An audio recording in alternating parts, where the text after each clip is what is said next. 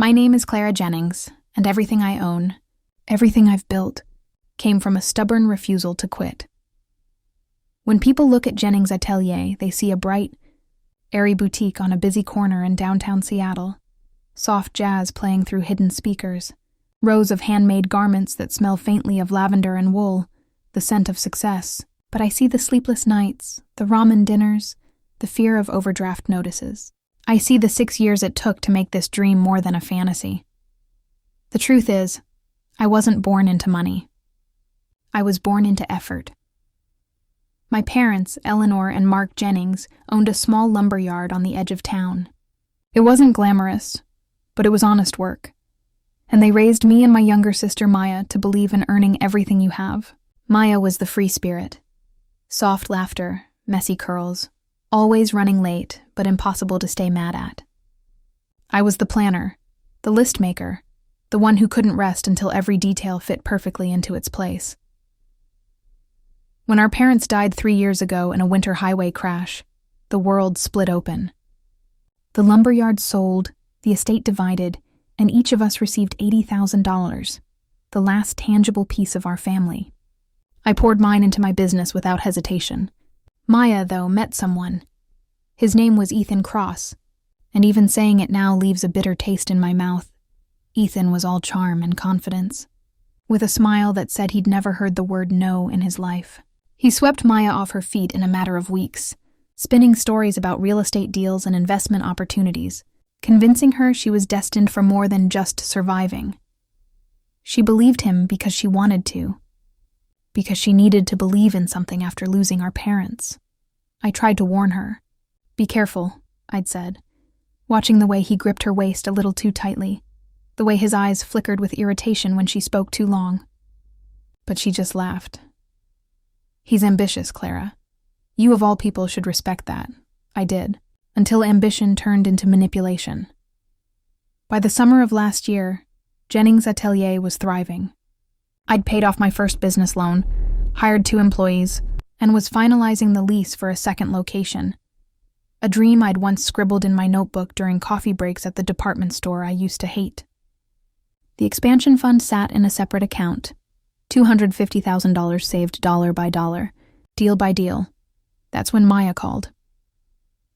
"Ethan wants to host a family weekend at Cedar Ridge Cabin," she said, her voice hesitant but hopeful. "It's been years since we've all been there. He thinks it would be nice, to reconnect." Cedar Ridge. The place where we'd spent every childhood summer, roasting marshmallows by the lake, chasing fireflies, pretending the world outside didn't exist. I almost said no. My schedule was tight and Ethan's name alone made my jaw tighten. But Maya sounded fragile, like a bird trying to sing through smoke. "Okay," I said finally. "I'll come. Just us and a few family members, right?" "Right," she lied softly. The cabin hadn't changed much when I arrived that Friday afternoon. The pine trees still bowed low over the gravel road, their needles whispering secrets only they understood. The lake shimmered gold beneath the sun, and the air smelled like wet earth and nostalgia. But the laughter drifting from the porch wasn't the kind I remembered. It was louder, sharper, Ethan's voice, carrying like a blade. "Clara Jennings," he called as I stepped from the car, sunglasses glinting, whiskey in hand. "The business queen herself. Still selling enough dresses to keep the lights on?" I smiled politely, gripping my overnight bag. "More than enough, Ethan. Actually, I just secured my second location downtown." His grin faltered for half a second before he recovered. "Downtown Seattle? Bold move. Hope you got the cash flow to back it up. Real estate's a killer." Maya appeared behind him, her expression bright but tight, like stretched fabric. She hugged me quickly. "You look great, Clara. Really."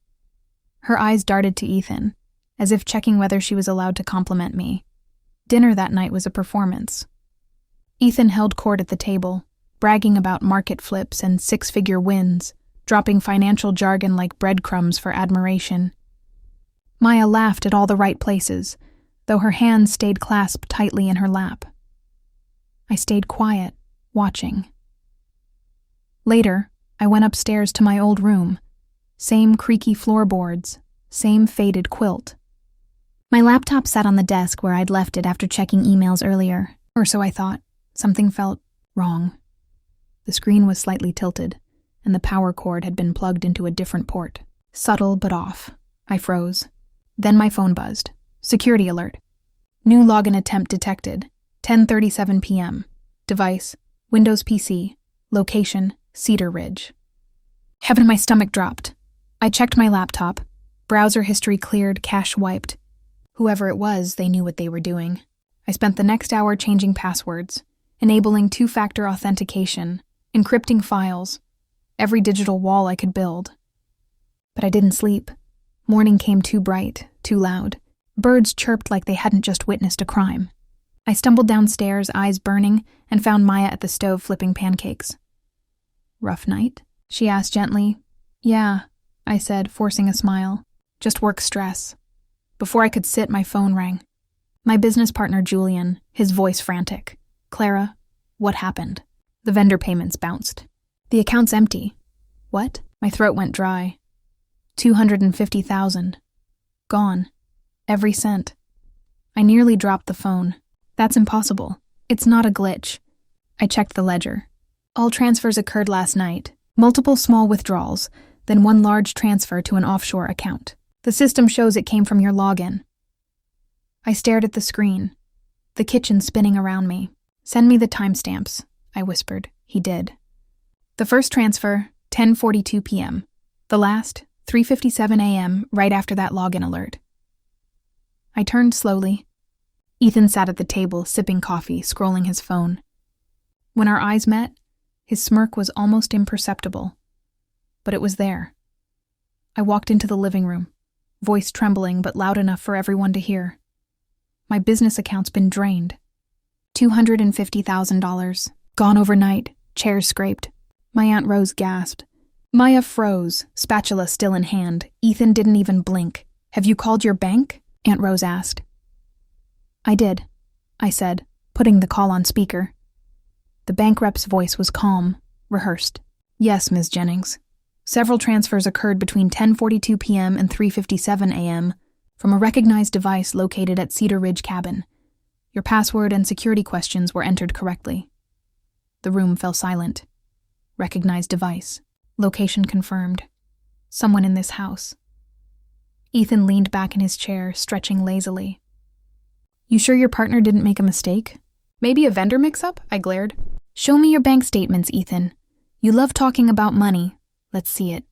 He scoffed. I don't owe you proof of anything.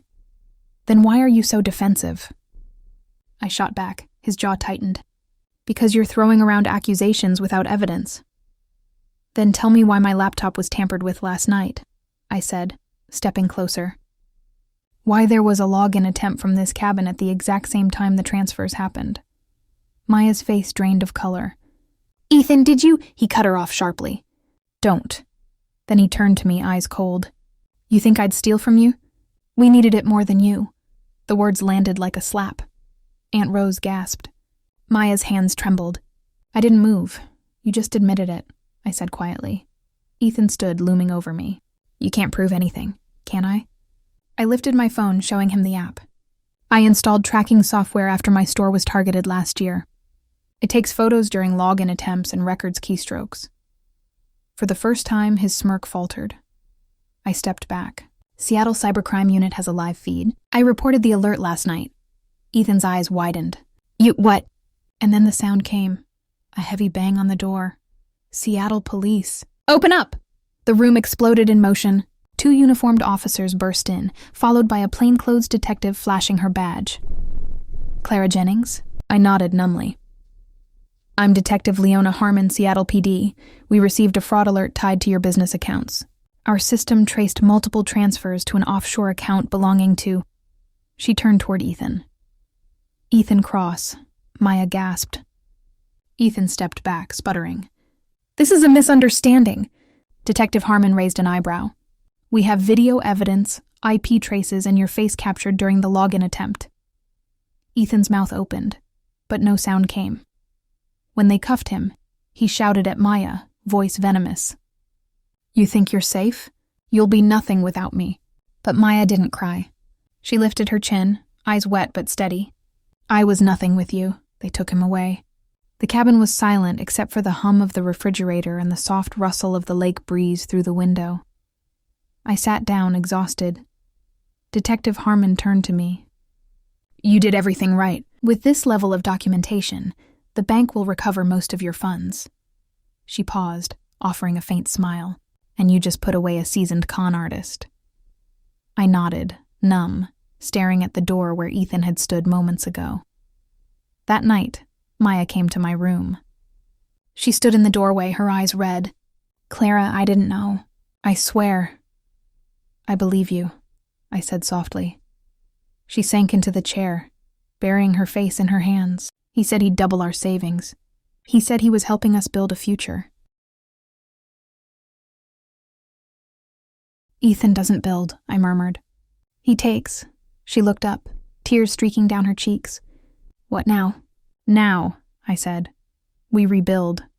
But this time we do it right."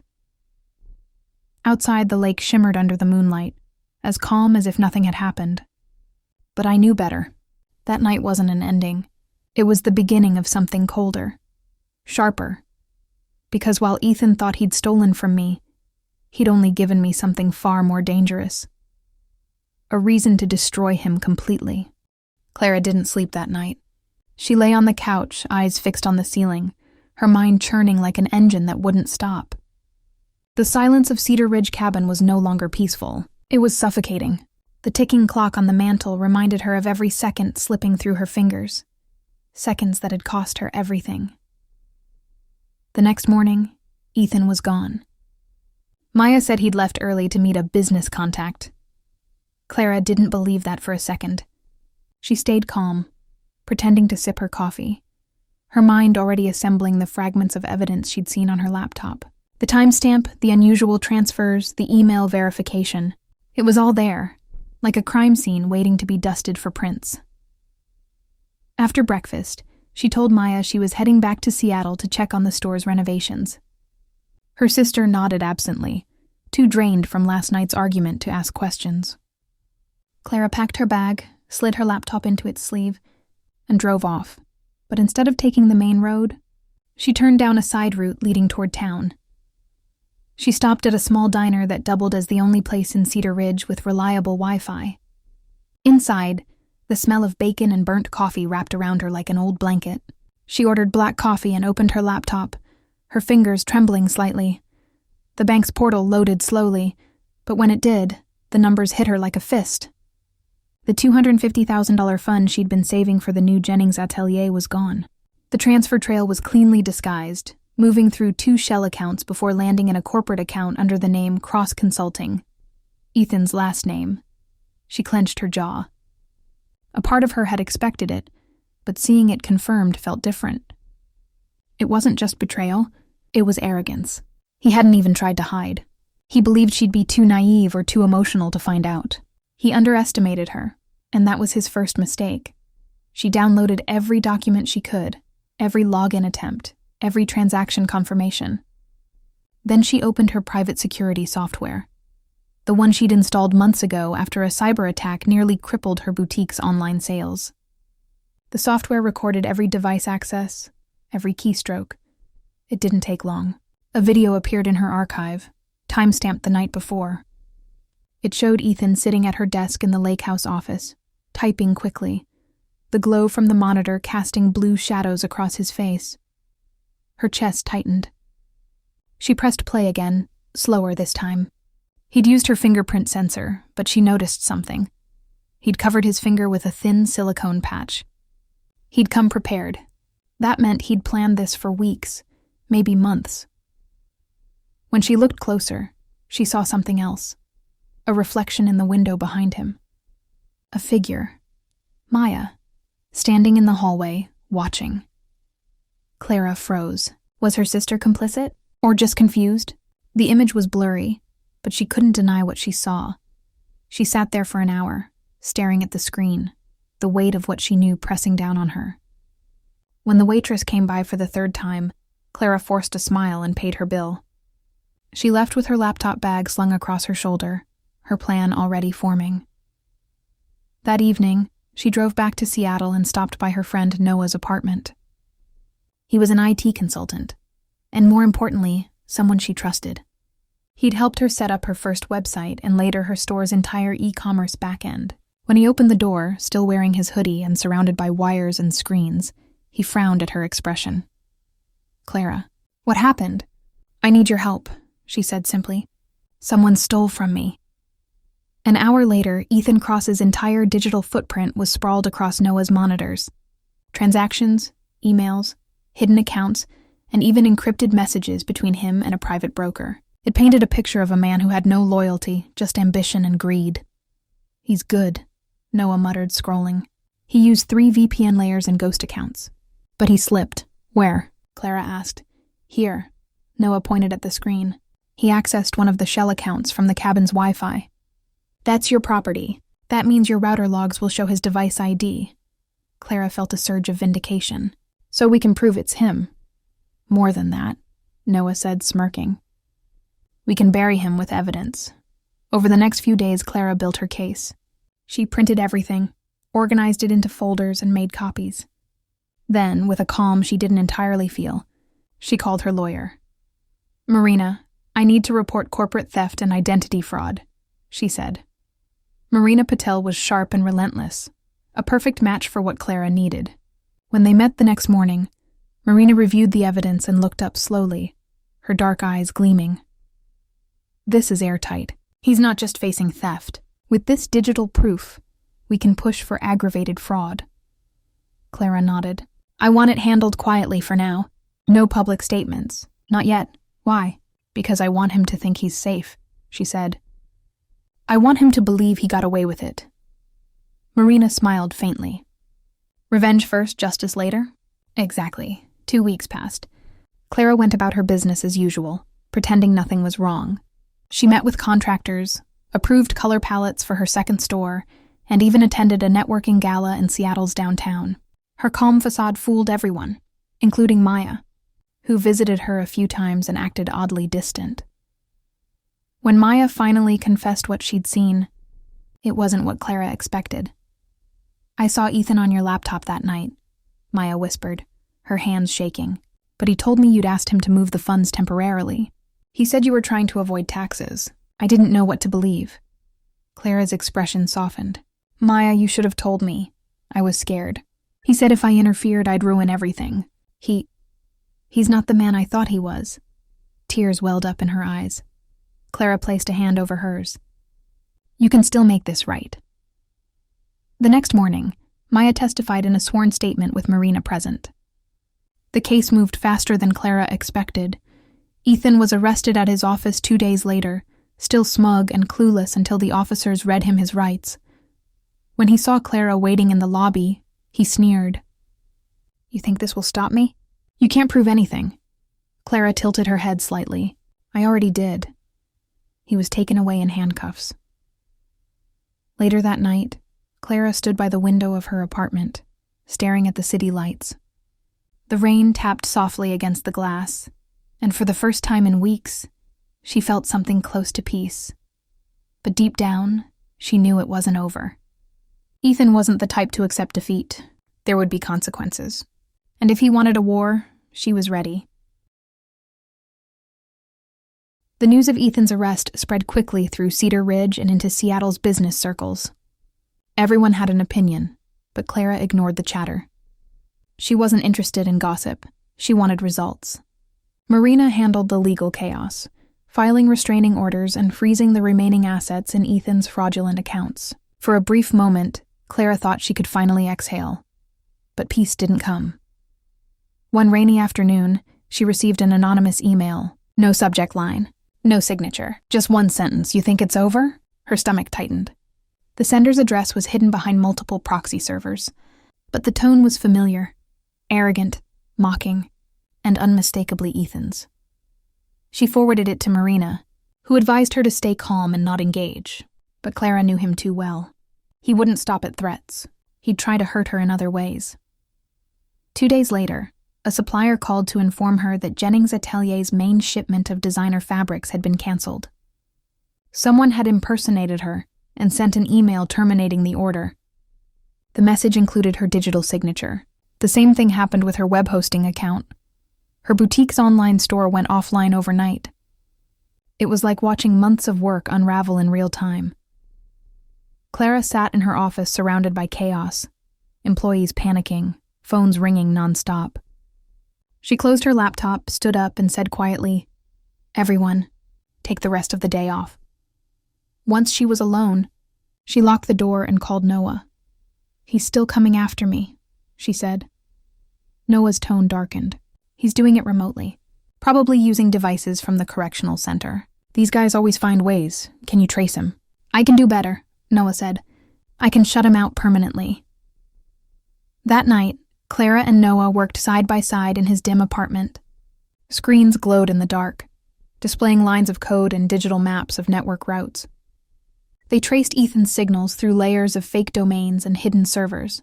It took hours, but eventually they found the source. A remote access point linked to an unregistered laptop in Tacoma. Clara's pulse quickened. "Someone's helping him." Noah zoomed in on the metadata. "Yeah, someone local." The next morning, Clara drove to Tacoma, her nerves tight like wires. She didn't tell Marina or the police. She needed to see for herself. The address led her to a small warehouse near the docks, half abandoned but not empty. A car she recognized was parked out front. Maya's. Clara sat in her car, disbelief washing over her. She wanted to be wrong, but the truth was standing right in front of her. Maya was inside, pacing near the entrance, speaking to someone she couldn't see. When the door opened wider, Ethan appeared, thinner, paler, but unmistakably him. Out on bail, Clara's chest went cold. He wasn't supposed to be released. Maya turned toward him, her voice desperate. "You said it would end, Ethan. You said you just wanted your name cleared." "I do," he said, his tone smooth. "But your sister humiliated me. She needs to pay for that." Maya shook her head. "I can't help you anymore." "Too late," he said, glancing toward the window. "She's already here." Clara realized too late that he'd seen her reflection in the glass. Ethan stormed out, his expression a mix of rage and twisted satisfaction. "You never could stay out of it, could you?" Clara stayed calm. "You stole from me. You lied to her. You did this to yourself." He laughed, a bitter, hollow sound. "Do you know how easy it was? You trusted everyone. That's your weakness." "No," she said quietly. "That used to be." From her coat pocket, she pulled out her phone and pressed a button. Hidden cameras Noah had planted earlier in the day had captured everything. His confession, the confrontation, the admission of sabotage. Within minutes, police cars pulled up, lights flashing blue against the rain. Ethan's face twisted from triumph to fury as officers dragged him toward the cruiser. "You set me up," he shouted. "No," Clara said softly. "You did that all by yourself." When the door slammed shut, she turned toward Maya, who stood trembling near the entrance. "I didn't know he was out," Maya whispered. "He told me he needed help to fix things. I thought..." Clara reached out and pulled her into a hug. "It's over, Maya, for good this time." It wasn't entirely true. The legal battle stretched for months. Ethan was convicted on multiple counts: fraud, extortion, and cybercrime. He was sentenced to 10 years in prison without the possibility of parole. Clara attended the sentencing, sitting silently in the back of the courtroom, her expression unreadable. When the judge read the final verdict, Ethan turned to look at her. For the first time, she saw fear in his eyes. Outside the courthouse, rain poured in sheets. Maya stood beside her holding an umbrella. "What now?"